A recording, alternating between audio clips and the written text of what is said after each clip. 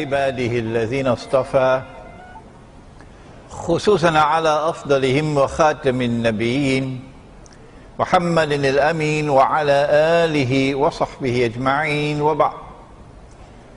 We begin with Allah's blessed name. We praise Him and we glorify Him as He ought to be praised and glorified. And we pray for peace and for blessings on all His noble messengers, and in particular on the last of them all, the blessed Prophet Muhammad sallallahu ta'ala alayhi wasallam. Brothers and sisters in Islam, here at Masjid Darul Ihsan in Subang Jaya in Kuala Lumpur. Assalamu alaikum wa rahmatullahi wa barakatuh. Our topic tonight is a fascinating one that will arouse and arrest attention,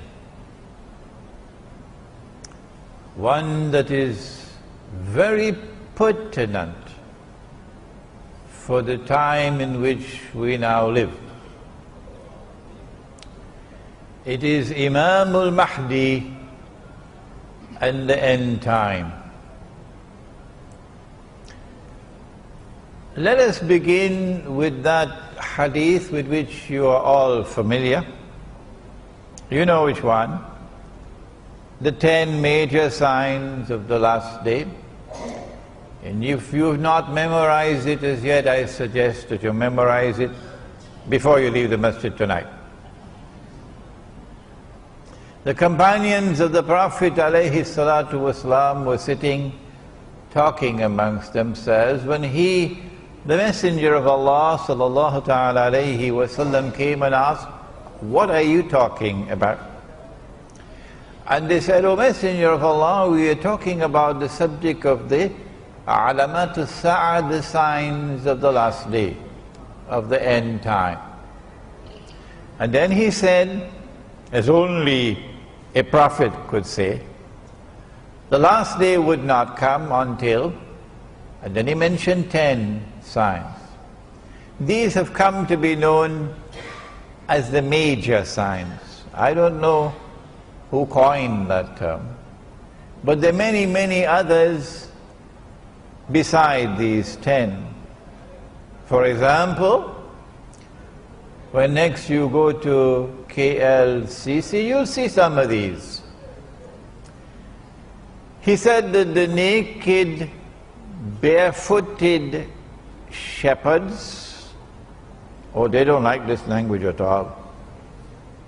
The naked, barefooted shepherds will be competing with each other in the construction of tall buildings. In other words, an age will come when men will measure progress not by how faithful you are to Allah and His Messenger, not whether you are following Muhammad alayhi salatu wasalam or following Dajjal.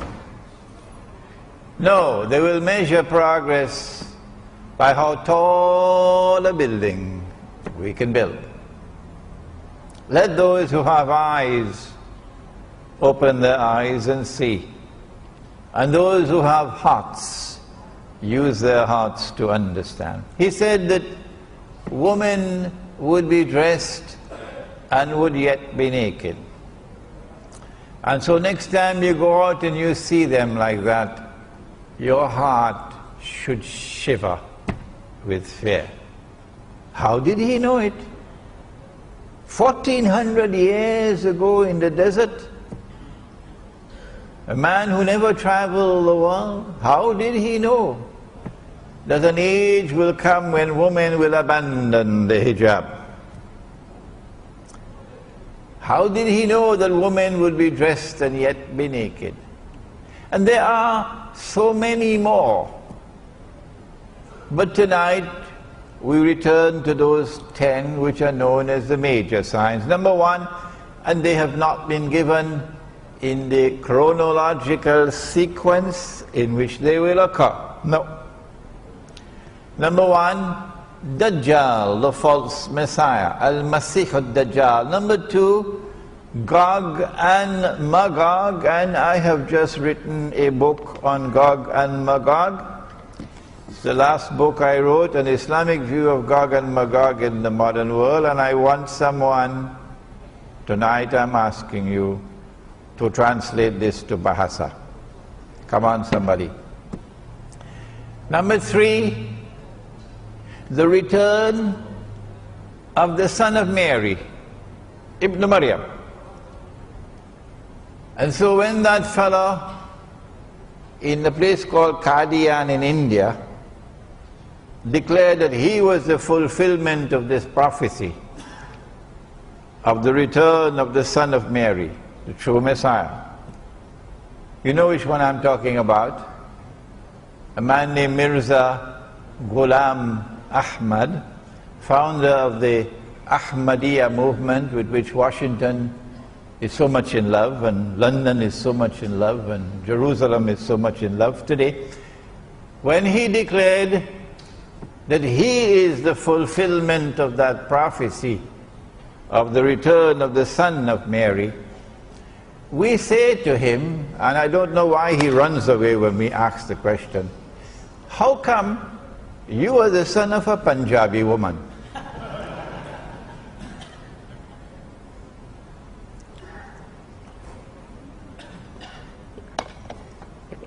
Number four, Dukhan, smoke. And if you read this book on Gog and Magog, I have offered an opinion. And let me repeat it one more time. When Imran gives an opinion, never accept that opinion unless and until you are convinced that it is correct. But I have the right to offer an opinion, provided that I recognize that only Allah does not make mistakes. So we say, Allahu Alam, Allah knows best, that this dukhan or smoke is coming. Maybe 20, 25 years from now, when the cataclysmic clash with nuclear weapons occurs between Gog and Magog, between the American-led alliance and the Russian-led alliance. And you don't need a PhD in international relations to know that we are moving towards that clash. Thousands of nuclear weapons exploding. Can you imagine the clouds, the mushroom clouds? Number five, Dabbatul Ard, or the beast of the land. Ard is material universe. Ard is the earth. Ard is the land. For example, Al-Ardul Muqaddasa, the Holy Land. My opinion, that beast is already here. It's the state of Israel. And Allah knows best. Number six, that the sun would rise from the west. I have given my opinion, and I have the right to give my opinion. Even if 999 differ with me, that's their right. Why deny me the right of offering my opinion? My opinion comes from the Quran. My primary source of guidance is from the Quran, not from some textbook of electricity and magnetism and polar magnetism. The Quran tells me that the sun rises from the east, and I gather that in Malaysia it also rises in the east. And the Quran tells me, La tabdila li khalqillah, that Allah's creation does not change.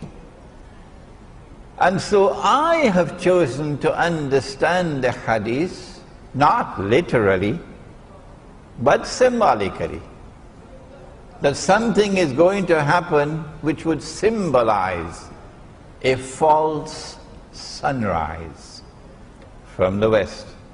And I have understood that to be modern, godless, decadent, oppressive, awesomely deceptive Western civilization. And Allah knows best. Number 7, 8, and 9. 3 earthquakes resulting with movements of the earth in which the earth sinks down, khas, and swallows what it swallows. One in the east, one in the west, and the third one in Arabia, and the third one is linked with Imam al-Mahdi. And number 10, that a fire will come out of Yemen and drive people to their place of assembly. Of these 10, the Quran singles out one. And Allah says of that one, the return of Nabi Isa alayhi salam, وَإِنَّهُ لَعِلْمٌ لِلسَّاعَةِ, it can be read that way, or لَعَلَمٌ لِلسَّاعَةِ, it can also be read that way. Perhaps that ilm and alam here are synonymous. Ilm means knowledge, alam means sign. That this is the sign of all signs, the return of the son of Mary, Nabi Isa alayhi salam, the most powerful voice in history ever to have prophesied the return of Nabi Isa alayhi salam, the return of Jesus, is the voice of Muhammad sallallahu ta'ala alayhi wasallam. Even if we did not have the ahadith, it is still possible, using the Quran alone, to establish belief in the return of Nabi Isa alayhi salam. And so if you reject belief in the return of Nabi Isa alayhi salam, you will not be able to understand the end time. No. No matter how great a scholar you may be. There is a branch of knowledge which studies and explains the end time. In Bahasa, in Malayu, you call it ilmu الزمان. And in the English language, we call it Islamic eschatology. Don't bother with the big word. Islamic eschatology.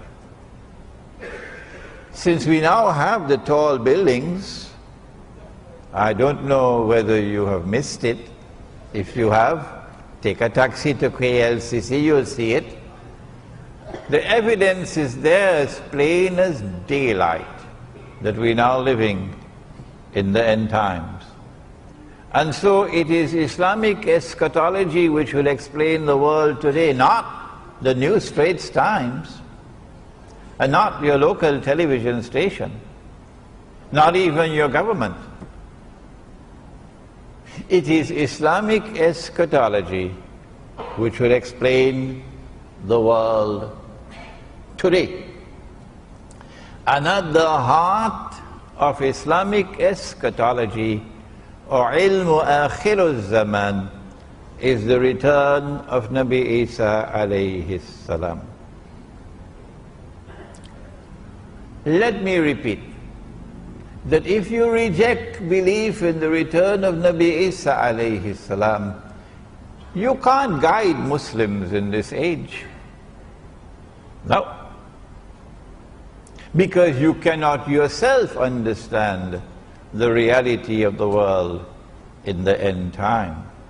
We now turn to a hadith in Sahih Bukhari.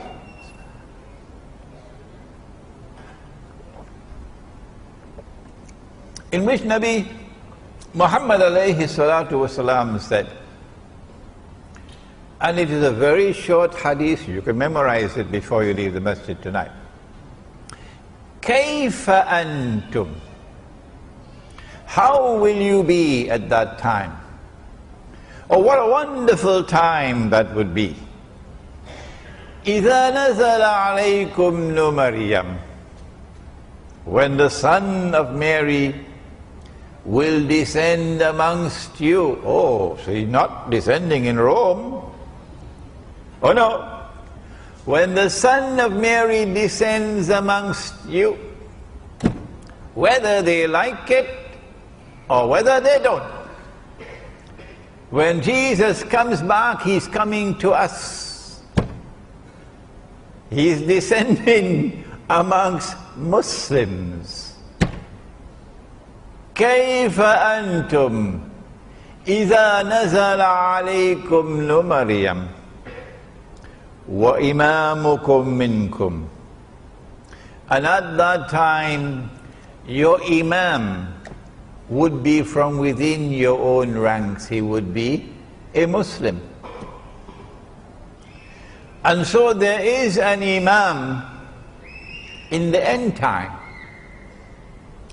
And the advent of that Imam, I'm going to use another big word now. The first one was eschatology. The advent of that Imam will be contemporaneous. Long word, huh? Contemporaneous, meaning at the same time with the return of Nabi Isa alayhi salam. The advent of that Imam would be at the same time with the return of Nabi Isa alayhi salam. But he would have to come before. And then after he has come, then Nabi Isa alayhi salam will come. Who is that Imam who will emerge in the end time? And who is an Imam? And what will be the implications of the emergence of an Imam at that time? These are fascinating questions. We have to simply leave Sahih Bukhari and go to Sahih Muslim and we get the answer that Nabi Muhammad alayhi salatu wasalam prophesied that that Imam would be known as Imam al-Mahdi, the rightly guided Imam. And we also are told that he is going to be from the seed of Muhammad sallallahu ta'ala alayhi wasallam, from his daughter Fatima radiyallahu ta'ala anha. So he's going to be an Arab. I don't think he can be an Indonesian. Huh? Or Malaysian. He has to be an Arab, eh? Okay. This Imam who will emerge at the time when Nabi Isa alayhi salam is to return is not only from the seed of Nabi Muhammad alayhi salatu wasalam, but we also have a description of his physical features, a broad forehead and a large nose and so on. And we also know something about his functions. That at that time the world will be filled with oppression. Well, it has already come. Modern Western civilization has now been hijacked to deliver to the world more oppression than mankind has ever witnessed. And yet there are those who have eyes and yet cannot see. And their Qibla is in Washington. And they long to get a green card and a US passport. So I say, please go and don't come back. Please go and don't come back. You don't belong to us. You belong to the Jamaat of the oppressors. At that time there will be oppression in the world, all over the world. And he, this man, will break those chains of oppression and bring justice to the world. So this is going to be a revolution, revolutionary change to transform a world filled with oppression to a world of justice and of peace. And then the world will experience what Islam has to offer. This would be an imam who would come at a time of great poverty and destitution in the world. Well, it has already come. All those who stand up to Dajjal are today miserably poor. And all those who are faithfully following Dajjal are living in the comfort zone. That's what the Prophet prophesied. But when the Imam comes, he's going to share wealth to the people. Would it be US dollars? The last thing I heard about the US dollar was that it was in ICU in some hospital. Would it be the French francs or the Malaysian ringgit? Come on, wake up and stop this nonsense. Stop this nonsense. If you did not know it before, maybe tonight you should start to learn. That knowledge may enter into your head. The money that we are now using has come from Dajjal. If you've not studied international monetary economics, come to me and I'll teach it to you. The money that we are now using has come from Dajjal. The paper currencies have come from Dajjal. The electronic money which is taking over from the paper currencies have come from Dajjal. And they're functioning as an instrument, not only for the unjust transfer of wealth from the unsuspecting masses to a global predatory elite, but more than that. They're bringing a system of slavery upon the world, enslaving mankind. And Nabi Muhammad alayhi salatu wasalam prophesied that in the end time there will be slavery. He said a slave woman, you remember? Don't you? He said a slave woman will give birth to her mistress. We have a conference in PWTC on Tuesday and Wednesday. If you can take 2 days off, leave, come join us in there. There's a flyer outside about the conference. It is on the prohibition of riba in Islam. Nabi Muhammad alayhi salatu wasalam told us that Imam is going to share wealth. Which kind of money?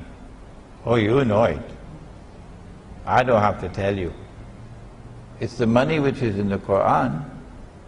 When last did you open the Quran and look in the Quran to see whether there's money in the Quran? Huh? Is the dinar in the Quran? Yes, it is. Is the dirham in the Quran? Yes, it is. That's bad news for some of you who have neglected the Quran. And so he's going to share dinar and dirham, money that Allah ordained to be used as money. And if we had been using that money, Indonesia would not be miserably poor today. And Egypt would not be miserably poor today. And Bangladesh and Pakistan and Afghanistan would not be miserably poor today. And Africa would not be miserably poor today. He will share that money to such an extent that no one would be willing to accept zakat. What a world that is going to be tomorrow. This Imam is called Imam, but the word Imam here is synonymous with Amir or leader. So he is not only Imam al-Mahdi, he is Amirul Mu'mineen, the leader of the believers. So would he be the head of the Egyptian Muslims alone? And you have another one for the Malay? Another one for the Indonesians? Huh? Or is he going to be the leader of all Muslims? Come on, answer me today. Answer me today. You know, he prophesied about the end time, that knowledge will disappear. Knowledge will disappear. And here's the evidence. That when that Imam comes, he is going to be Amirul Mu'mineen. So then what are you going to do with your Egyptian citizenship and your Egyptian passport?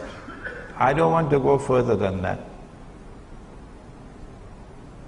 What are you going to do with your constitution of Egypt and your Syrian constitution, your pledge of loyalty to this state? Huh? What are you going to do? I know what we are going to do. We never gave up in our heart. We never gave up in our hearts loyalty to the Imam and to the Amir. No, we never gave it up, because we never accepted the substitute. And we will never accept the substitute. He's also known not only as Imam, not only as Amirul Mu'mineen, but also as Khalifa. Khalifa. And this brings us to our difference of opinion with the Shia. We hold the view that the Shia are Muslims. Oh yes. And we gave evidence to support that. There is no fatwa which has achieved ijma'. No. Because the Shia have performed the Hajj continuously to this day. No one has stopped them. And so the ijma' of the ummah is that the Shia are Muslims. And if they are Muslims, then you have to relate to them as brothers. Ruhama'u baynahum. And if you differ with them, you must differ in a way which is constructive and not destructive. We say that the first Amir, the first Imam, the first Khalifa was Abu Bakr Siddiq radiallahu ta'ala anhu. And then after him was Umar Farooq radiallahu ta'ala anhu. And after him was Uthman Ghani radiallahu ta'ala anhu. And after him was Ali radiallahu ta'ala anhu, Ali ibn Abi Talib radiallahu ta'ala anhu. And we have said, and we have not spoken with hostility and bitterness and enmity. We have spoken with sadness in our hearts. That if you declare of Abu Bakr Siddiq radiallahu ta'ala anhu that he was a usurper who stole somebody else's position, we say that you are misguided. If you're annoyed with us, what can we do? But facts are facts. And we say that if you say that Umar radiallahu ta'ala anhu was also a usurper, we say that's double misguidance. And if you compound that by saying that Uthman Ghani radiallahu ta'ala anhu was also misguided, we say, come on, it's time to wake up from your sleep. And we are not speaking these words with bitterness and with anger and with hostility. We're speaking these words with sadness. And it's because we call them the khulafa that we say that the Imam who is to come will also be Khalifa. What is the implication now of Allah subhanahu wa ta'ala sending to us a Khalifa and saying to him that he will be from within your own ranks. كيف أنتم إذا نزل عليكم ابن مريم وإمامكم منكم, and your Imam will now be from within your own ranks. Very clearly to me, this hadith is anticipating a time will come when we will no longer have Khilafah. No. That we will be ruled by those who are not Muslims. There is no authentic Islamic rule anywhere in the world today, because those who rule us are not Muslims. Where is the evidence? When last did you take up the Charter of the United Nations Organization? And if you are in Iran and you listen to this lecture, I'm talking to you. I'm talking to you. Take up the Charter of the United Nations Organization and open it and read, I believe it is 24 and 25. But I can be mistaken. I've been traveling for 5 months now, so I can make mistakes. It could be 24 and 25 or 25 and 26. Where the Charter of the United Nations says, in effect, that in all matters pertaining to international peace and security, Allah is not Al-Akbar. No. The Security Council of the United Nations is Al-Akbar, meaning there is no authority above it. That is shirk. And so once you are a member of the United Nations Organization, your Amir al-Mu'mineen, your Khalifa, your leader, your ruler, ultimate ruler is the Security Council of the United Nations. And so you can call yourself an Islamic Republic, like Pakistan used to do before it became an American Republic. And I don't say this to ridicule the Pakistani people, because I studied in Pakistan and my heart beats with the people of Pakistan who are imprisoned in Pakistan because they don't have the freedom to choose their own leader. Their leader is chosen in Washington by the Zionists. And so a time is going to come when we will be ruled by those who are not from within our own ranks. So you had Amir al-Mu'mineen George Bush. But that's not going to last forever. No. When Imam al-Mahdi comes, that's goodbye to the substitute that they gave us for the Khilafah. Dajjal gave us the modern secular state. And the modern secular state has replaced the Khilafah. And all of mankind, illa masha'Allah, have pledged their allegiance to the modern secular state, loyal to the modern secular state and to its constitution. And as a consequence have said goodbye to Allah and to the Khilafah. But you and I have not done that. In our hearts we are faithful to Allah and to His Messenger. And in our hearts we are faithful to Islam's model of a political state, the Khilafah. And in our hearts we long for that day when the Imam will emerge and the Khilafah will be restored. Is it possible for the Khilafah to be restored before the Imam emerges? There is a hadith in Sahih Muslim that a Khalifa will die. And there will be disagreement concerning succession.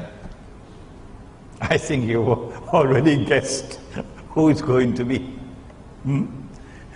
There will be disagreement concerning succession. And then a man will emerge out of Medina. Remember Medina, not Jakarta, Medina. And he will hurry to Mecca. And the people of Mecca will come out to him and urge him and try to force him to accept the bay'ah. No, we have a problem here. We have heard this word for years and years and years and years. The word bay'ah has been put in something called cold storage. So we've got to go to the cold storage now and pull it out. What is this bay'ah? It is the pledge of allegiance which legitimizes the rule of the Khalifa.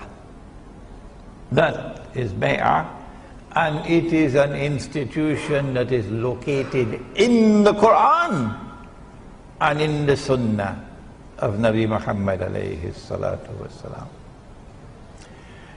When he accepts the bay'ah, at that time he will confirm and proclaim himself to be Imam al-Mahdi. Now then, I made this comment, and I did not make this comment in any disrespectful way. No, I was merely speaking facts. And if Imran is not allowed to speak facts, what should he talk about? I said that Mecca has never been a Shia city. Is that true or is that false? Tell me. I never said that there are no Shia in Saudi Arabia, and now you come to hit me with a left uppercut for something I never said. Please have some respect for your own intellect and don't quote people wrongly. What I said is that Mecca has never been a Shia city. Is that true or is that false? There is nothing to suggest to us that that situation will change in the future, and that Mecca will transform itself and become a Shia city. There is no evidence to support that. And therefore we ask, how can a people of Mecca who are not Shia, how can they go out and pledge allegiance to a Shia? If you have an answer, I'd be happy to get the answer. You can send me an email.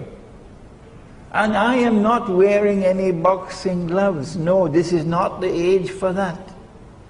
This is a reasoned discourse that is being presented tonight. And so I conclude that the Imam cannot be Shia. This is my conclusion.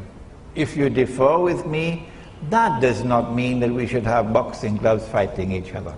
No. Now then, the argument is raised that because the Prophet ﷺ used the word Khalifa, a Khalifa will die. The implication is that the Khilafah will be restored before the advent of Imam al-Mahdi. But have you forgotten that hadith with which we began? كيف أنتم إذا نزل عليكم مريم وإمامكم منكم?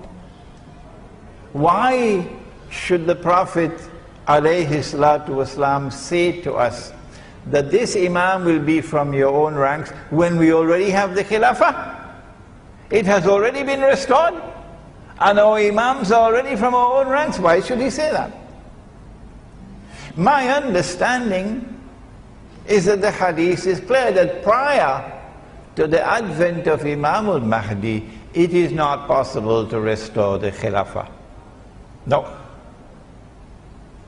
And therefore, when the word Khalifa is used, a Khalifa will die. The Prophet ﷺ is referring to a Muslim ruler. Who could it be? Oh, the answer is clear. It has to be a Saudi king. Because there are 5,000 princes out there waiting, struggling, fighting to take over. And there's already sufficient evidence of internal conflicts and rivalries within the big Saudi clan. So, a Saudi king will die. It can't be Fahad because he's already dead. Would it be Abdullah? I don't think so. And I'll let you know why in a moment. When that Saudi king dies and there is disagreement concerning succession, it is at that time that Allah will send the Imam. Is the Imam born already? This is not arrogance on my part. No. When I say, I don't know and I don't want to know. So please don't send me emails asking me whether the Imam has been born already. What is important is that Allah places a cover and Allah conceals him. And no one knows that he is the Imam until that moment arrives. When the king, the Khalifa dies, and there is disagreement and so on, then he proclaims himself to be the Imam. Until that moment, we don't know who is the Imam. So is he born already? No, come on. I don't know and I don't want to know. Having disposed of these questions, now what are the implications of the advent of the Imam? The first and major implication of the advent of the Imam is that the substitute that Dajjal had created to replace the Khilafah, that substitute, your modern state, will now return to the garbage bin of history from where it came out in the first place.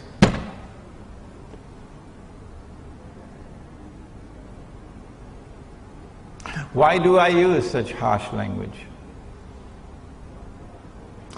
What is the Khilafah state? The Khilafah state is a state established for the first time by Nabi Dawood alayhi salam in the Holy Land, the holy state of Israel, restored in Medina by Nabi Muhammad alayhi salatu wasalam. The Khilafah state is a state which recognizes Allah subhanahu wa ta'ala as Al-Malik. Al-Malik. They translate Al-Malik as the king, whereas in political terminology it should be translated as a sovereign. So sovereignty in the Khilafah state resides with Allah. The modern secular state which came from Dajjal says no. No. Allah is not Al-Malik. Sovereignty does not reside with Allah. Sovereignty resides with the state. The state is sovereign. The people are sovereign, not the Lord who created them. You don't need a PhD to understand that that is shirk. And that's the one sin that Allah will never forgive. For those of us who just have a few steps left before the grave, it's a wake-up call for us to make tawbah before it's too late. The Khilafah state recognizes Allah's authority as supreme. He is Al-Akbar. The modern secular state says no. The authority of the state is supreme. There is no authority above the state. And the states are all organized under the United Nations organization. And the United Nations organization has as its top the Security Council. And the authority of the Security Council of the United Nations is Al-Akbar, not Allah. Dajjal created that. And instead of worshipping Allah, we are worshipping Dajjal. The Khilafah state says that Allah is Al-Hakam, the supreme lawmaker. His law is the supreme law. And when He says haram, no one can make it halal. And when He says halal, no one can make it haram. And in Surah At-Tawbah, there is a verse of the Quran which declares that to be shirk, to legalize and make legal what Allah has made haram. That is shirk. The modern secular state says no, Allah is not Al-Hakam. Parliament is Al-Hakam. Parliament makes the law. And the law that comes from Parliament and the law that comes from the United Nations is the supreme law. The modern secular state says more than that. If I am wrong, would you kindly correct me? The modern secular state says that Allah can make it haram, but we can make it halal. And everything, or almost everything, because we have not reached New York as yet. In New York, they now legalize the marriage of a man with a man. In New York, they have now legalized the marriage of a man with a man, and yet you want this, you want your green card, to become an American citizen, So go and stay there and never come back. Those are your people, not ours. The modern secular state says Allah can make it haram, but we can legalize it. Shall I give you some examples? Would you be interested? Yes. Did you know that Allah prohibited money being lent on interest? Did you know that? Yes. Huh? You know that? And did you know that Allah has declared war? War? On the money lender lending money on interest? Did you know that? And did you know that Nabi Muhammad alayhi salatu wasalam has cursed all four and declared that they are all equally guilty? The one who takes riba, the one who gives riba, the one who records the transaction, and the two witnesses? Did you know that he said that riba is constituted of 70 different parts? Hadith of Ibn Majah. That riba is constituted of 70 different parts, and the smallest part of riba is equivalent to a man marrying his own mother. And do you know what the modern secular state has done? Even in Saudi Arabia, all around the world, they've made it halal. Don't believe me? There's something called a bank outside there in Subang Jaya. Go and ask them whether they lend money on interest. Ask them whether it is haram or halal in Malaysia. to lend money and interest. Go and ask them. I can go on and on and on and on. This is a substitute for the Khilafah. But let me say something more. In the Khilafah state, so long as we Muslims have control over territory, that territory is designated Darul Islam. Now look at that. That's another term I have to take out of the cold storage. You better keep the lid open for me. Darul Islam. And in Darul Islam, every Muslim has the right to enter. All that you have to do is to declare La ilaha illallah Muhammadur Rasulullah, and you have the right to enter. You don't need a visa. In Darul Islam, every Muslim has the right to enter. You don't need a visa. So Indonesia is 90-something% Muslim. So I go to Indonesia, I present myself before the immigration officer, I raise my hand, say, La ilaha illallah Muhammadur Rasulullah. Immigration officer looks at me. Where has this fellow come from? He says, where is your visa? Show me your visa. La ilaha illallah Muhammadur Rasulullah can't work here. Are you understanding the situation? In Darul Islam, every Muslim has the right to reside. You don't need a PR, it's called, permanent residence, PR. Huh? Very difficult, eh? PR. No. Once you're a Muslim, you have the right to reside. In Darul Islam, every Muslim has the right to seek his livelihood. You don't need a work permit. I told you, he said, that in the end times, knowledge will disappear. This knowledge has disappeared to such an extent that now some people cannot even digest it. They don't agree with it. No. In Darul Islam, every Muslim has the right to participate in the political process. The political process in Islam is called a shura, on the basis of equality with all other Muslims. You don't need citizenship. This is Darul Islam. That substitute has divided us, broken up Darul Islam, and replaced it with something that is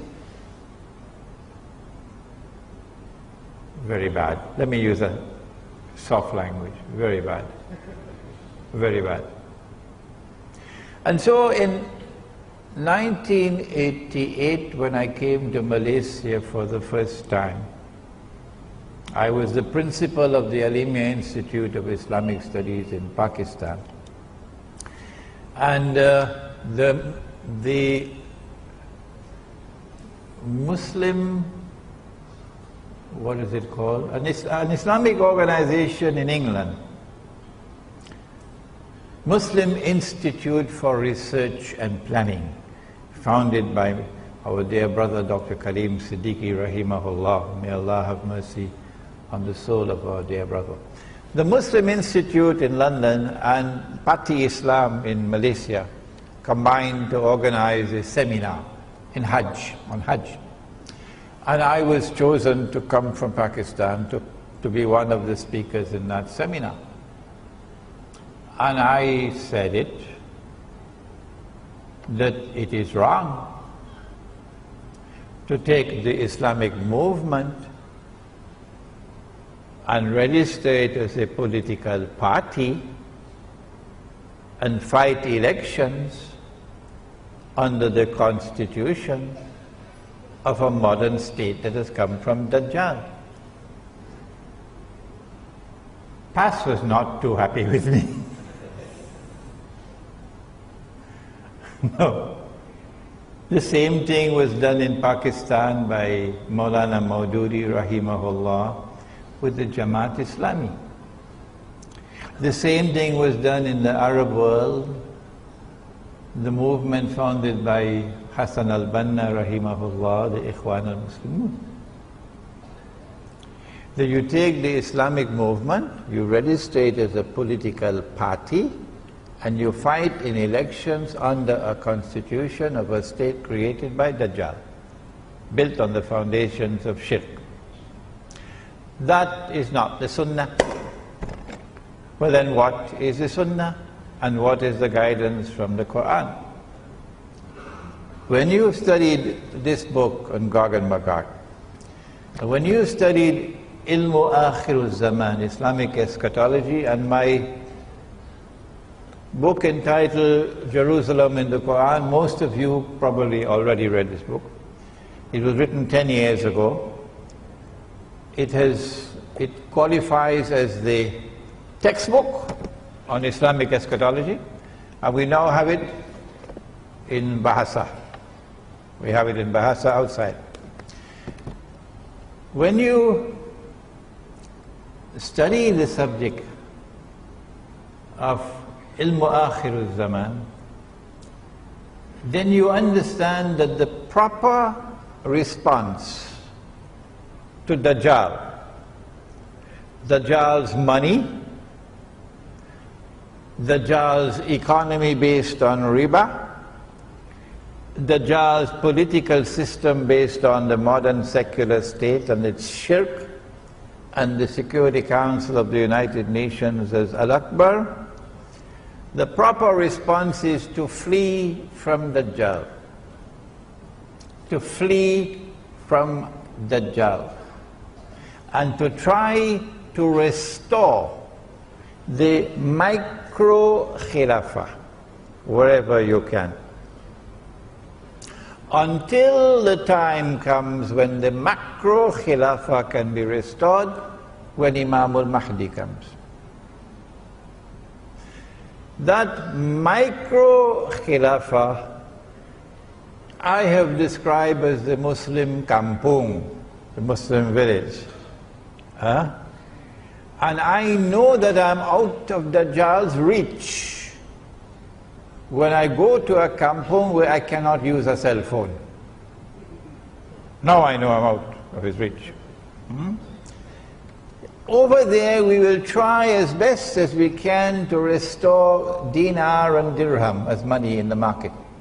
And we will not use this bogus and fraudulent and utterly haram paper and electronic money. In that kampung we'll try to restore the Amir and the Bay'ah. And we will refuse to give our allegiance to the modern secular state.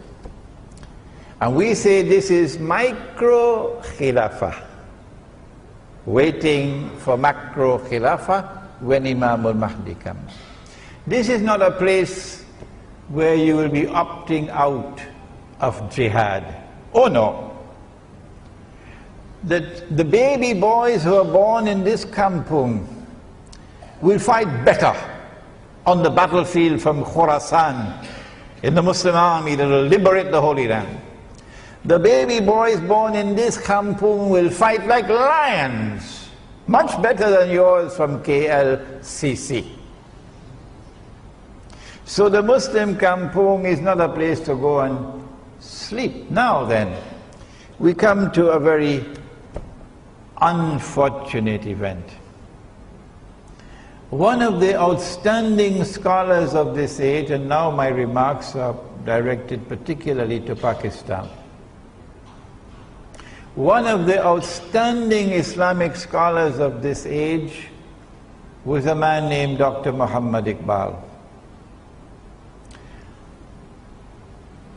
I recognize him as a great scholar, and I recognize him as a great poet.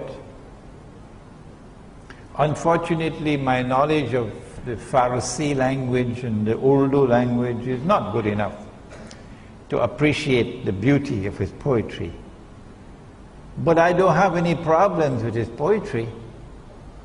What a problem that I have is with what he has written in the English language. And I have more than a passing acquaintance with the English language. Dr. Iqbal argued in a book which he published entitled The Reconstruction of Religious Thought in Islam, which most Pakistanis have not read. And those who do try to read it probably give up before they finish 2 or 3 pages, because you need a whole bottle of Tylenol tablets for headache. Iqbal is writing pure philosophy. I have a master's degree in philosophy, and for me it's a headache, so much less for you. I admire the first 2 chapters a lot, because in the first 2 chapters of that book he takes on Dajjal. You know, the 1 eye and the 2 eyes?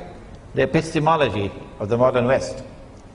And Iqbal has delivered the best defense of the epistemology of the Quran that has ever been written. But very few people can understand it. So those first 2 chapters are written in gold. But elsewhere, Iqbal has made this mountain of a mistake in declaring that the modern state, he calls it the Republican state, actually it's a secular state. The modern state, he says, can function as a substitute for the Khilafah.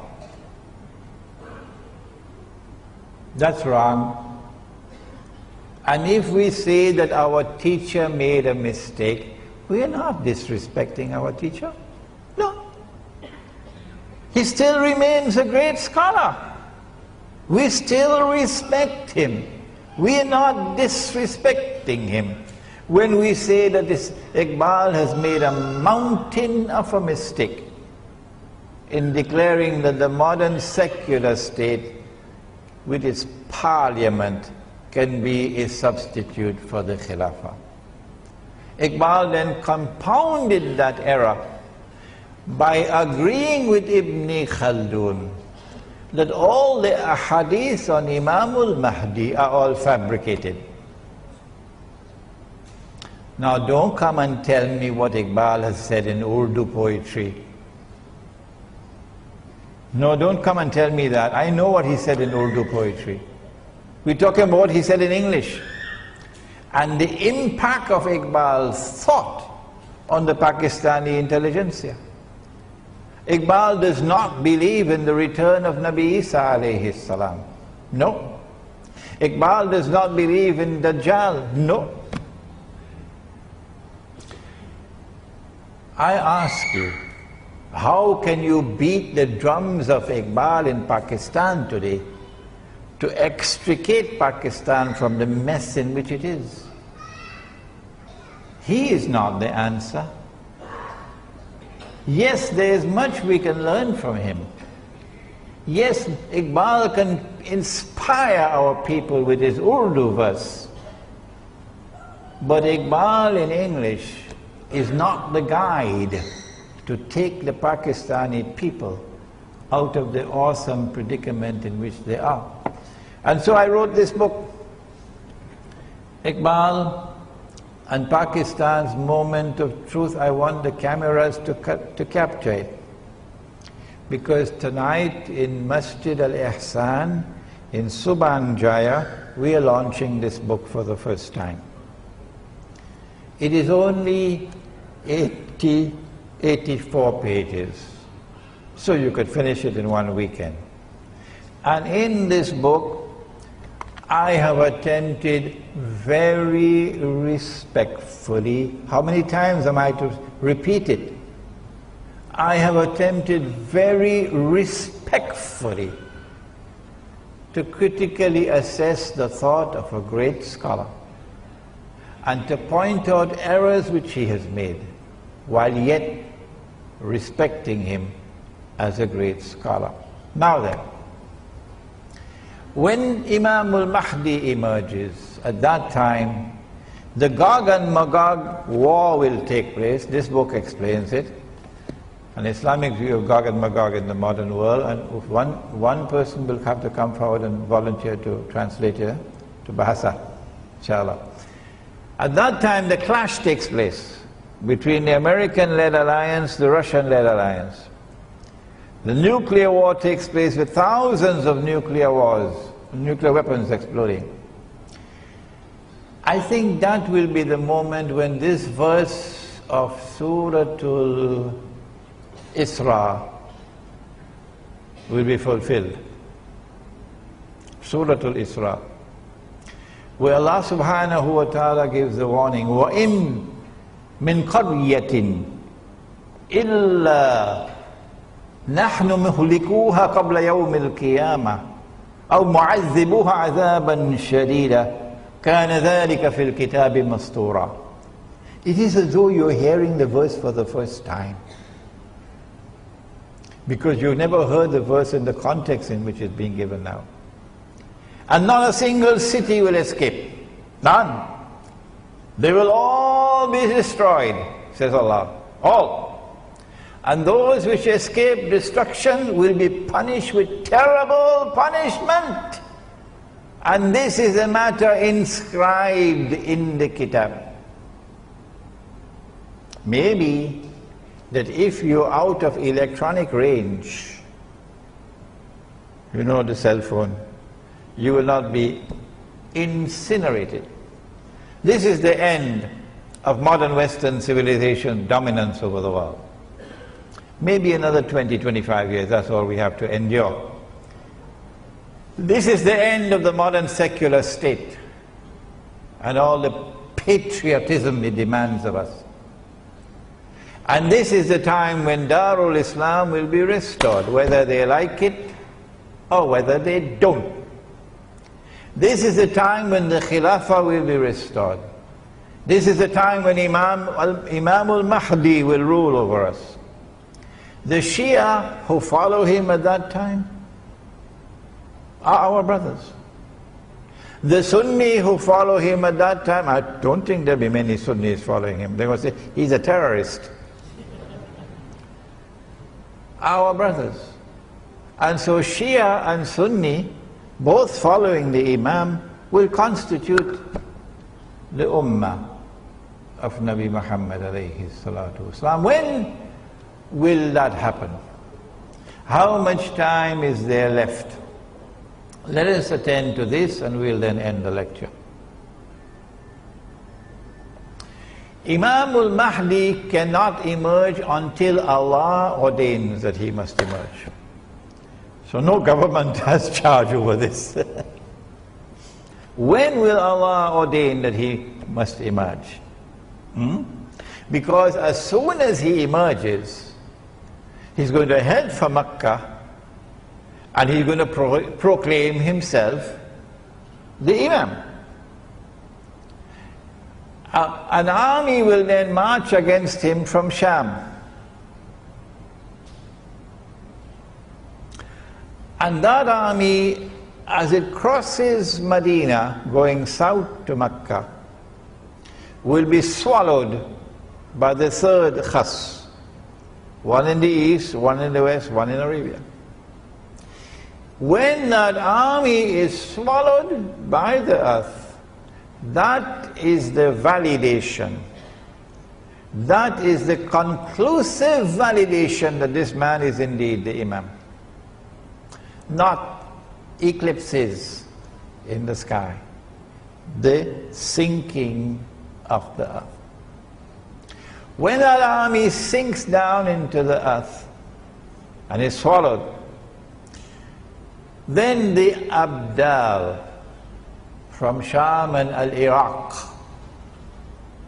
will come to the Imam to offer bay'ah.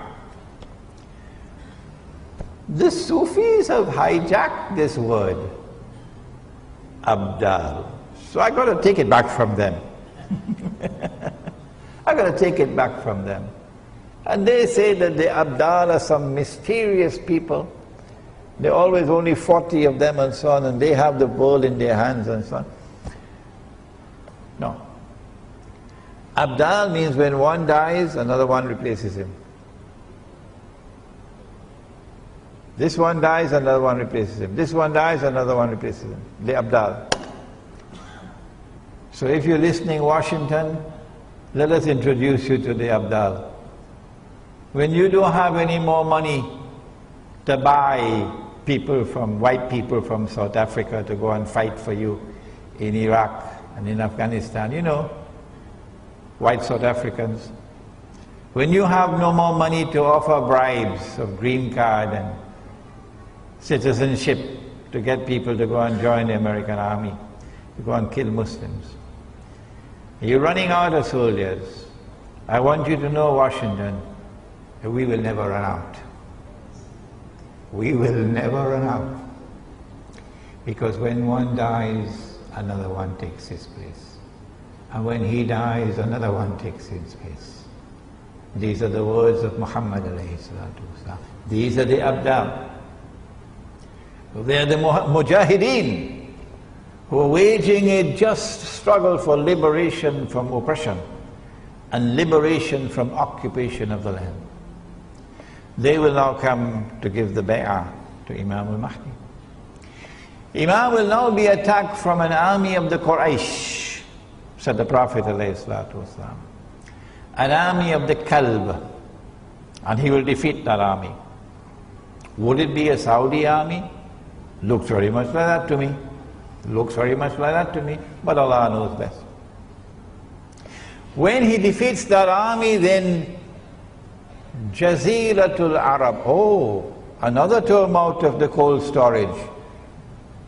See, good thing we left the door open, eh? Jaziratul Arab, when last did you hear that term? Jaziratul Arab is the Arabian Peninsula. Today it has been hijacked, and there is an obnoxious name called the the Kingdom of Saudi Arabia. Squatting. So there will be no more Kingdom of Saudi Arabia. It is Jaziratul Arab will be restored. And when Jaziratul Arab is liberated, then Darul Islam is restored. This is the implication. Now tell me, would you release Imam al-Mahdi into the world when the Zionists have read all of these ahadith? They know it all? Would you release Imam al-Mahdi into the world before Israel replaces the United States as the ruling state? It doesn't make sense. No. Would you release Imam al-Mahdi into the world before Israel rules the world? And Dajjal is in his day, which is like a week. You have to read this book, Jerusalem in the Quran, to understand that. Israel is about to launch her big wars, either this year or next year, attacking Pakistan to destroy the nuclear plants and nuclear weapons, attacking Iran, attacking Egypt so you can occupy the territory from the river Nile to the river Euphrates. If you want to know why, there's a book outside entitled The Religion of Abraham and the State of Israel, a view from the Quran. My view, and Allah knows best, is that Allah will not release Imam al-Mahdi into the world until Dajjal has completed his mission, or he is very close to completion of his mission. And so Dajjal has to be born. He has to be born of Jewish parents. He's not been born as yet, but he's already created modern Western civilization because he's already released into the world. He's already released into the world. He's close to the end of his mission, but he's not as yet been born as a human being. When he's born as a human being, he'll be a Jew.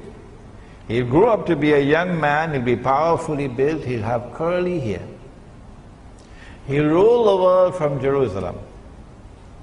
And then he will proclaim, I am the Messiah, Al-Mahdi, Al-Masih. And when they accept him, Al-Masih, he can rub his hands and he can say, come on, help me. Mission accomplished. I've given them a 6 for a 9, I've deceived them. And now they've been taken to the greatest destruction that they will ever experience in history. Banu Israel. And so by my calculation, and Allah knows best, we are still probably another 20-25 years away before that event occurs when Imam al-Mahdi will emerge. Finally, I want to remind you about the conference on riba. There's a book on riba outside, and there's this little book, you have no excuse, it's so small. The Gold Dinar and Silver Dirham, Islam and the Future of Money. Many people have been asking, where did Imran Hussein study? Who was his teacher? What kitab did he read? Because we don't hear anybody else speaking like this. If you want to know more about me, you can begin by reading this very interesting book, the Islamic Travelogue, which is outside. رَبَّنَا تَقَبَّلْ مِنَّا إِنَّكَ أَنْتَ السَّمِيعُ الْعَلِيمُ وَتُبْ عَلَيْنَا يَا مَوْلَانَا إِنَّكَ أَنْتَ التَّوَّابُ الرَّحِيمُ بِرَحْمَتِكَ يَا أَرْحَمَ الرَّاحِمِينَ Ameen. We have some time for questions. Sisters, you can write your questions and send them up. And brothers, yes, go ahead. Walaikum salam.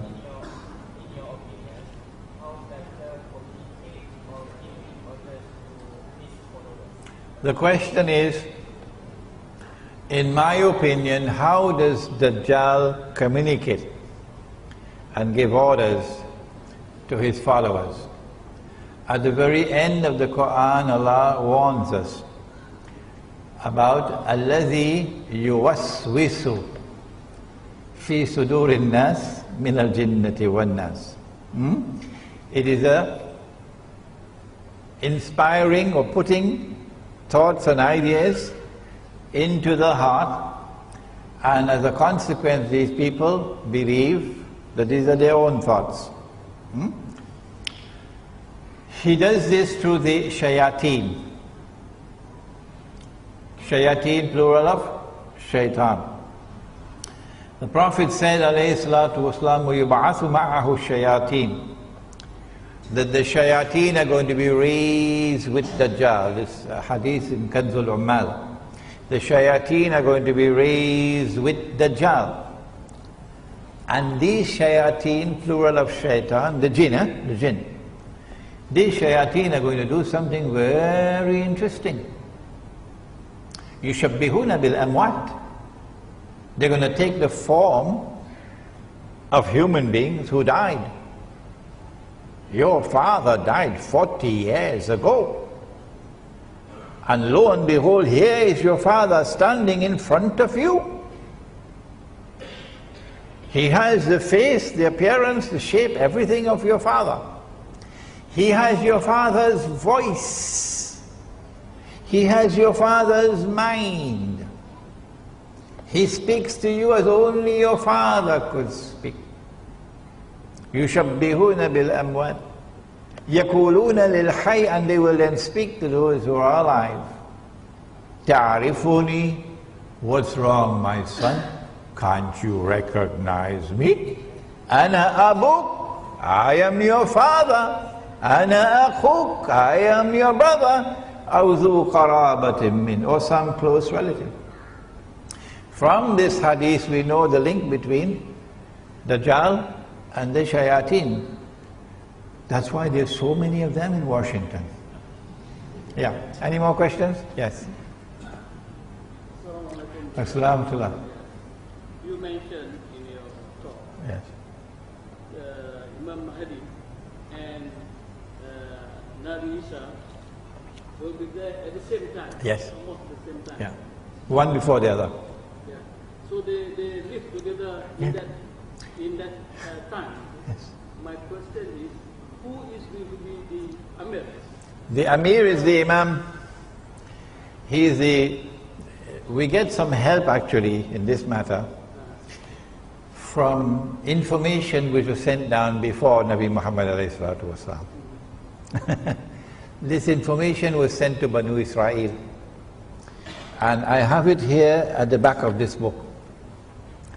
In the appendix to Jerusalem in the Quran, you will find it there, where the Jewish scriptures speak about a worldly figure and a priestly figure who will be contemporaneous. One is going to be the political ruler, ruling, enforcing the law and so on, Sharia, and the other would be the priestly ruler.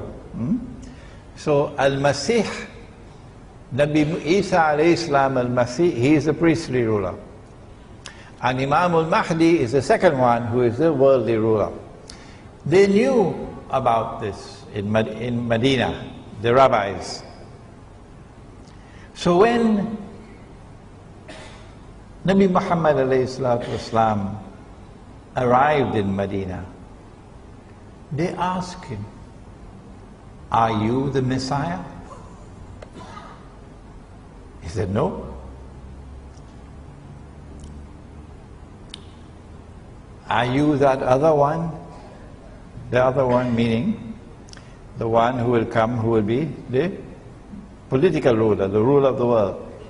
He said, "No." "Who are you?" "We want to know, who are you?" Because they were expecting a prophet to come who would be, they were thinking, would be the Messiah. So the answer to your question is that Imam al-Mahdi would be Khalifa. Khalifa. And Nabi Isa alayhi salam would be Nabi. Yes. Oh, I forgot I should have mentioned the question. The question that he asked was, since Nabi Isa alayhi salam, Jesus, and Imam al-Mahdi are at the same time, who is going to rule? That was his question. Yes, go ahead. You mentioned that the child will be born as a Jew before to grow to us. Can you provide a hadith from the Prophet that mentions that? At the same time, how do you explain the story of Al-Umari when he became a Muslim and came to the Prophet and he said that this ship were landing on a ship on an island and they met actually with the child? It's 9:25. It will take another 10-15 minutes to answer you. I have devoted some of this book to that subject. He's asking about the hadith of Tamim ad-Dari in Sahih Muslim, in which the Prophet ﷺ narrated an event which he heard from Tamim ad-Dari, where they went on an island and they met Dajjal. And he is saying that, well, there is the other hadith you quoted that he will be born. He's not yet born, and he'll be a Jew, so how could they meet him when he's not as yet born? Those who have read this book would know how to answer that question. Many of you here present can answer that question. When Dajjal is released, he will live on earth for 40 days. Yawmun kasana, a day which would be like a year. Yawmun kashahr, a day which would be like a month. Yawmun kajum'a, a day which would be like a week. Wasairu ayyamihi ka'ayyamikum, and all his days like your days, meaning all the rest of his days like your days.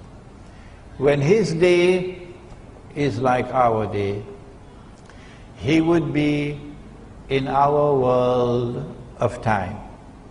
No one can dispute that. When he is in our world of time, he will be in our world of space. Only at that time, therefore, would we be able to see him. But he can be on earth and not be in our world of space and time. Are there angels on the earth? Are there angels in Masjid Darul Ihsan in Subang Jaya? Oh yes, they are. Can you see them? No, you can't see them. I know you'll tell me that your wife is an angel and you can see her. Yes, our women are our angels. Allah's greatest gift to us are our women. We must honor them, we must respect them, we must treat them like angels. Except when they start to follow Dajjal, then you part from them. Are there jinn on earth? Yes. Can we see them? No, but they're here. In the same way, Dajjal is here on earth. But you cannot see him. You will only see him at that time when he is born as a human being, grows up to rule from Jerusalem. And then he'll be a Jew. Any more questions? Yes? Oh, before Haji Radwan speaks, let us acknowledge, be grateful to him. Haji Radwan from Hotel de Palma in Ampang is the one responsible for organizing tonight's lecture. Yes, Haji? You mentioned about the eventual takeover of United Nations by the Israel. You mentioned about? You mentioned about the eventual takeover of United Nations by the Israel. Uh-huh. Uh-huh. Did you? No, I think that the United Nations is going to die like the US dollar. Whatever. Yeah, yeah. I want to get some opinion. How do you interpret the present uprising or knockdown present happening taking place in the Peninsula Arab, and with the incomplete formation of the Israeli statehood with the emergence of the Al-Mahdi? Yeah, this is a very big subject, Haji Radwan. On the one hand, if you go to my website, imranhussain.org, you will see an essay entitled An Islamic Response to the Current Arab Uprisings.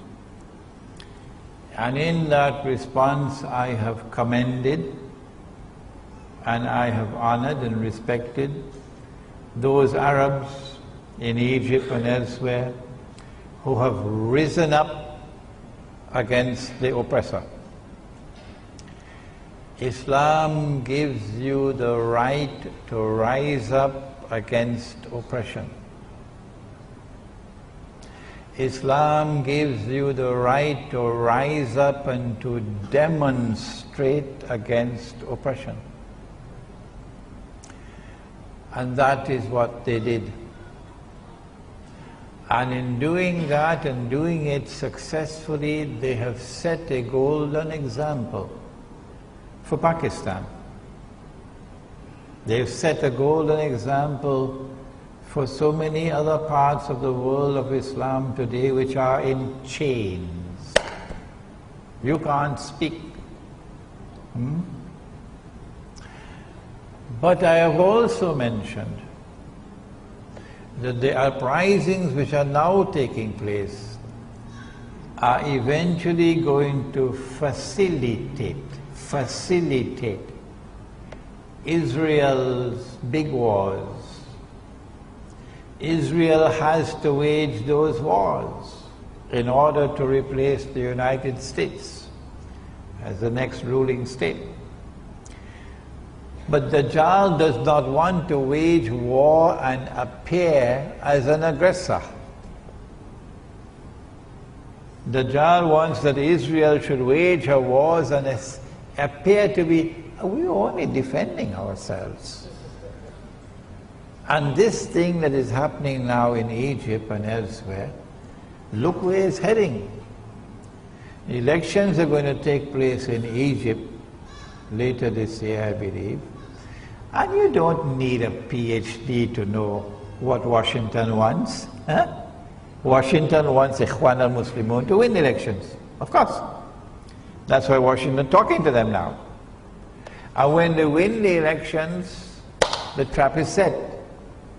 What are you going to do about Gaza? You cannot be an Islamic government in Egypt and close the barrier, the crossing. Huh? You have to support your people in Gaza. And so Israel could start crying out, terrorism, terrorism, terrorism from Egypt, and build the foundations for launching an attack. But there's more to it than that as well. Washington will be going down on its knees to beg Egypt, why don't you enforce the Sharia? Imagine that. Washington going down on its knees to beg Egypt. New York Times appealing to the Egyptian government, would you be so kind as to enforce the Sharia? I wonder why. And when the Islamic governments in the Arab world declare we are enforcing Sharia, well, Kalantana, I think you better prepare yourself. Eh? So then they'll spring I call it a time bomb. A time bomb is something that is wired to explode at a particular time when they choose to trigger it. So the time bomb will explode in Egypt when an Egyptian family will come before the Sharia court with their 6-year-old daughter. The child is 6 years of age. And this man who wants to marry her is 55. They're probably going to choose a very ugly-looking man. And a nice, pretty-looking child. And then the Sharia court is going to give jais, yes, permissible. It's permissible in Islam for this marriage to take place. Yeah. And then CNN and CNN's sister, you know the sister? Al Jazeera, yeah. And every television station in the world is going to capture that. And Muslims are going to become the laughing stock of the whole world. The laughing stock of the whole world. And you are angry with me because I point to that hadith in Sahih Bukhari and I say someone rewrote it? And you're going to be angry with me for that? And you're sending warnings to me? I am the one who should be warning you, rather than you warning me about declaring a hadith in Sahih Bukhari to be rewritten, to be fabricated. Nabi Muhammad alayhi salatu wasalam never, N-E-V-E-R, he never married Aisha radiyallahu ta'ala anha. No marriage ceremony ever took place here on earth. Never. Don't you know there are two kinds of marriages? There are those marriages which are contracted here, and there are those which are contracted there. If Allah subhanahu wa ta'ala tells you this is your wife, He has married you there. So you're going to have another marriage ceremony here? Huh? When He has married two of you, you don't have the freedom in the matter to say yes or no. Islam is submission to Allah. And He did it when she was 6. I asked myself, why did He send that vision to Nabi Muhammad alayhi salatu wasalam? This is your wife, I've chosen her as your wife. Why did Allah subhanahu wa ta'ala send that vision to him when she was only 6? Why? There must be a reason. And my answer is that it is for the same reason. It is for the same reason that he sent Maryam alayhi salam with a baby. She was never married. So he can distinguish between those who have two eyes and those who have only one. Yes. And he could have done it, he could have sent the vision when she was not 6, she was 1 year of age. Or he could have sent it when she was 1 month old. He is the Lord. But because it is haram for a Muslim to have sexual relations with a girl until she has become a woman. And I have the verses of the Quran to prove it, but I would prefer not to use those verses in this public gathering. It's my choice. I prefer to do it in private. It is haram to have sexual relations with a girl before she has become a woman. Is there anyone who wants to challenge me? When will she become a woman in the context of the Quran and the law of marriage? In this context, not Dajjal. Dajjal, she becomes a woman when she's 25. That's Dajjal. Huh? But in the Quran, when she has reached the age of puberty, when she can now herself become pregnant and make a baby, she's no longer a child. She's now a woman. So she had to remain in her mother's home until that time. And when that time came, then she went to join her husband's household. Do you have a problem with that, Dajjal? What's wrong with this? Huh? This is what happened. So the hadith, when it says that he married her when she was 6, is false. It's false. He never married her when she was 6. He never married her at all. Never. It is Allah who informed him, this is your wife. He had no choice in the matter. But when the Sharia court in Egypt declares it's jaiz for a 55-year-old man to have a marriage ceremony with a 6-year-old girl, the Australian government is going to have a lot of problems. You know why? Every pedophile in Australia will want to become a Muslim.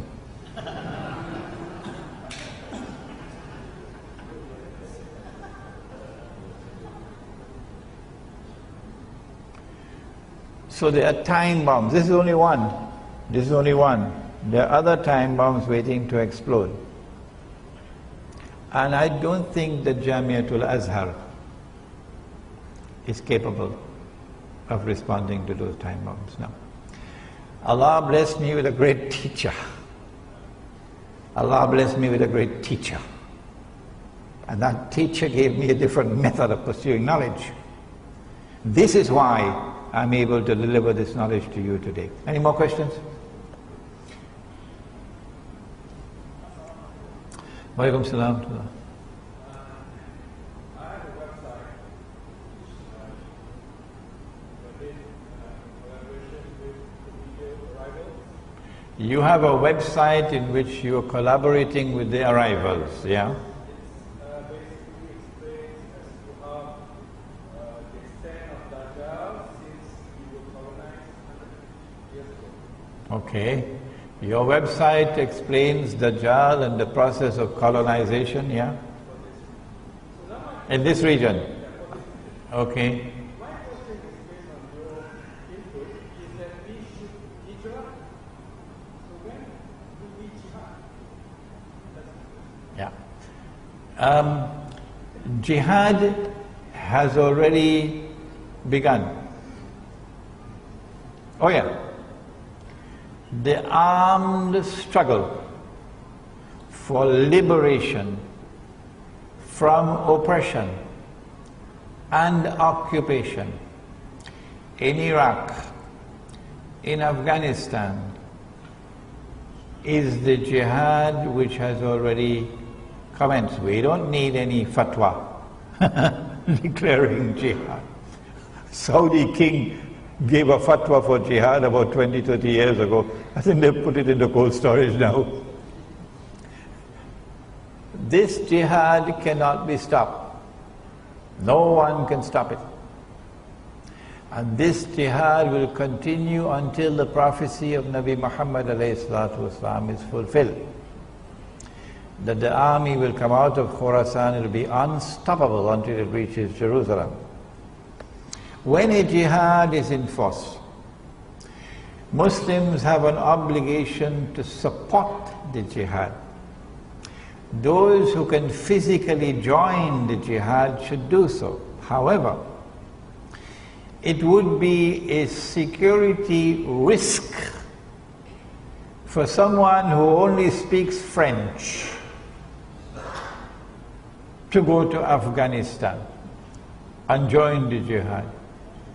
Not only would he put his own life at risk, but he would put the lives of others at risk because of an incapacity to communicate. You have to be capable of communicating in the language spoken before you can join that jihad. But there are other ways of supporting the jihad. You can do it with your tongue. You can speak out. Of course, you're not going to get a US visa after that. You can support it with your wealth. You have so many ways that you can support the jihad. And when we call for a withdrawal to the remote countryside, that withdrawal is what is going to give us the freedom that we otherwise would not have, to either join the jihad or support the jihad. Next question? Yes. How to combat riba? Number one, you have to study the subject. So I hope to see you at PWTC on Tuesday morning. The flyers are outside. And they put me on as the first speaker. I'm answering you. There are two forms of riba that must be recognized. One is the lending of money on interest. And the other would be a transaction based on deception which delivers a gain or a profit to which one is not justly entitled. That's the elegant way of describing a rip-off. A rip-off. So this is riba and that is riba. The greatest rip-off that has ever occurred in human history is the rip-off of the monetary system that we now have, of bogus and fraudulent and utterly haram paper currencies and the electronic currency which is now taking over from the paper currency. What do you do? Answer, when you have abandoned the Quran and Sunnah, make tawbah and return to the Quran and Sunnah, meaning return to the dinar and dirham. Do you know that Israel, tomorrow, Israel is going to mint, in fact I think they've already minted the gold dinars and silver dirham, Israel. And tomorrow Israel is going to be using this money. Do you know that? Why would Israel have to do it? If you study wakhir الزمان, you can answer these questions. Because every Jew knows that only that money can be used in the temple, which does not have any human figure on it. the Roman coins at the time of Nabi Isa alayhi salam were haram to be used in the temple because they had graven images which were haram. And so the temple at the time of Nabi Isa alayhi salam used to mint its own coins, gold and silver. And when the people came to the temple, if they wanted an animal to be zabiha, sacrificed, you got to pay for it. And nobody could sacrifice the animal except the rabbi. So therefore the temple got some revenue. So you had to pay the temple. And you had to pay the temple in this money which was halal, not that money which was haram. So when Dajjal stands up in Jerusalem tomorrow, and he has not brought back that halal money, no Jew will accept him as the Messiah. Which is why I believe that Israel has already minted her gold coins and silver coins, so that these can be introduced before Dajjal makes his appearance. So that's the first thing you can do. Bring back the gold dinar and silver dirham as money. Can you do it in downtown KLCC? I'm not stopping you. You want to try, go ahead. It is my opinion, based on my study of Suratul Kahfi of the Quran. Now let me use the proper Arabic. Suratul Kahf of the Quran. That the only place that you can bring back the dinar and dirham as money in the market is in the remote countryside. And in those micro markets, we will not accept your paper money. No. Insofar as money being lent on interest is concerned, make tawbah. If you have borrowed money on interest to buy your car or to buy your house, make tawbah. Because if you die with that riba, there is no way you can enter into Jannah. Why? Because the curse of the Prophet is upon you. Get out of that riba. Sell the car, sell the house, pay the bank. When you try to do that, then you'll know what kind of snake there is in the bank. Yeah. And make tawbah and never again borrow or lend money on interest. Any more questions, or shall we stop now? 1, 2 more and then we finish, okay? 1, 2 and we finish, that's it.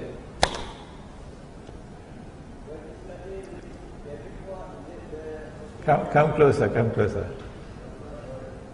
And the other one, come up please. Come closer, come closer, come closer, don't be afraid of me. Right.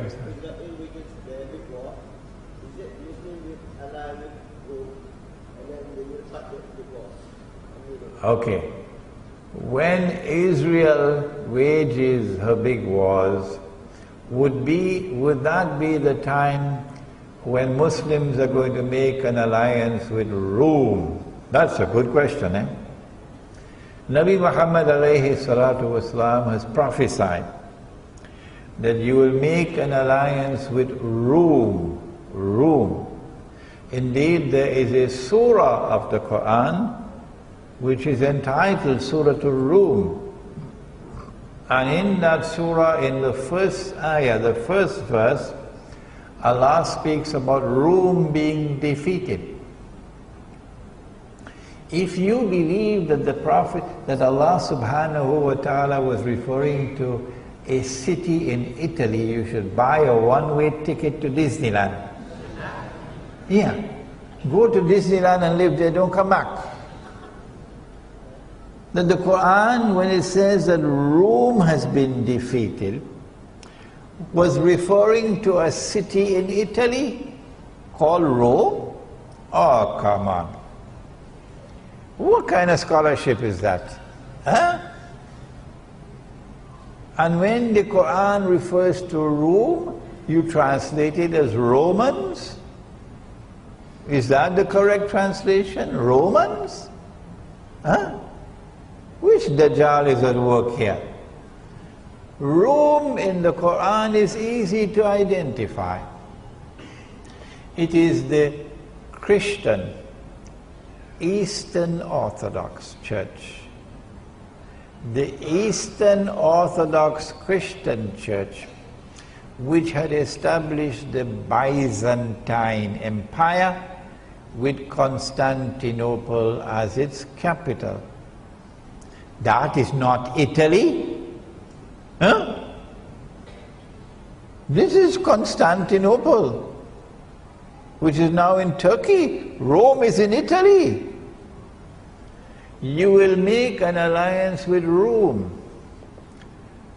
Well, the Byzantine Empire has disappeared today, but the Eastern Orthodox Christian Church has not disappeared. The Western Church celebrates Christmas on what day? 25th of December. Huh? Does the Eastern Orthodox Christian Church celebrate Christmas on that day? No. No, not at all. Tabule. It is, I believe, the 9th of January. I may be wrong, maybe the 7th or the 8th. No, I don't think it's the 5th. Anyhow, it's a different day. So where is the Eastern Orthodox Christian Church today, if we want to find Rome today? Answer, the headquarters is now in Russia. If I am wrong, I invite you to correct me. And so when the Prophet ﷺ said, you will make an alliance with Rome, my answer is, it's going to be an alliance with Russia. If you have a different answer, don't send me an email. Publish your answer, please. Don't send me an email. Publish it and give the proof that Imran Hussein is wrong. I really have difficulties with all the people trying to correct me now with emails. Yes. Next question.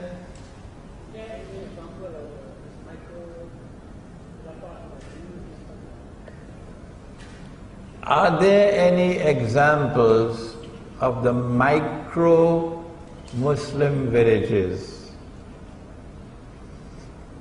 There are lots of villages in the Muslim world. There are lots of kampung in Malaysia. If you don't believe me, wait for Hari Raya and try to drive on the road. Huh? You'll get the evidence. Hari Raya, for those who are listening to the lecture, is Eid al-Fitr, Hari Raya. So what you do is you go to a kampung, go to a village. Don't try to create a new village. No. Go to a village. And in that village strive and struggle to establish Islam. When the Khilafah was abolished in Istanbul, there was an outstanding Islamic scholar in Turkey. His name was Said Nursi, and he was given the title Badi'ul Zaman. Said Nursi responded to the abolition of the Khilafah by recognizing that this was the work of Gog and Magog. And Said Nursi gave the call for 10,000 Muslim villages in the countryside, because he recognized that you could not save the cities. The Turkish people listened to him.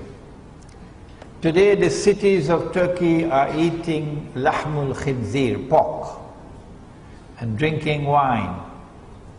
And the Turkish armed forces are now allies of Israel and a part of NATO. But the Turkish countryside, because of the foresight of Said Nursi, has remained firmly Muslim. Firmly Muslim. And the Prophet said, alayhi salatu wasalam, that you will conquer Constantinople. The word in the hadith is Constantinople. And because of that hadith, they changed the name of the city. Because of that hadith, they changed the name to Istanbul. I believe it was Islambul and then it became Istanbul, so that you will lose sight of this hadith. But Muhammad alayhi salatu wasalam referred to that city as Constantinople, and I don't see why I should not do the same. He said that you are going to conquer Constantinople. And he said, what ni'ma hadha al-jaysh, wa ni'ma hadha al-amir. What a wonderful army that would be. And what a wonderful amir of that army is going to be. When Nabi Muhammad alayhi salatu wasalam made prophecies and predictions of future events, they nearly always pertain to akhirul zaman. And so I have come to the conclusion, and Allah knows best, that this hadith prophesying the conquest of Constantinople is a conquest that will occur in akhirul zaman.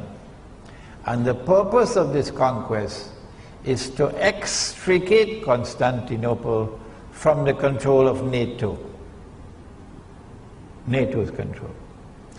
When that happens, then the Straits, the Bosphorus, will no longer be under NATO control.